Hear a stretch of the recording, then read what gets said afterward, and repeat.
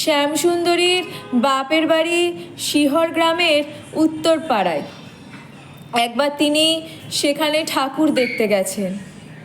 বাড়ির কাছে এল্লা পুকুর নামে একটি পুকুর ছিল। ফেরার পথে তার পাড়ে এক বেলতলার নিচে শৌচে বসেছেন। তখন সন্ধে হয়ে আসছে। বসা মাত্রই একটা শব্দ শুনতে পেলেন। শ্রীরামকৃষ্ণের জন্মের আগে তার মা দেখেছিলেন শিব ঠাকুরের ভেতর থেকে একটা জ্যোতি এসে তার উদরে ঢুকে গিয়েছিল। শ্যামাসুন্দরীও শব্দ শোনার পর তেমনি একটা ঘটনা দেখলেন। সারদা দেবী বলেছেন, আমার জন্ম ওই রকমের। আমার মা শিওরে ঠাকুর দেখতে গিয়েছিলেন। ফেরার সময় হঠাৎ শৌচে যাবার ইচ্ছে হলো।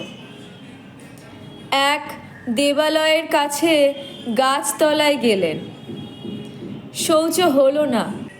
একটা বায়ু তার উদরে ঢোকায় উদর ভয়ানক ভারী হয়ে উঠল। বসেই আছেন, তখনই দেখেন লাল চেলি পরা একটি 5-6 বছরের অতি সুন্দরী মেয়ে গাছ থেকে নেমে এসে কোমল বাহু দুটি দিয়ে পিঠের দিক থেকে তার গলা জড়িয়ে ধরে বলল, আমি তোমার ঘরে এলাম মা।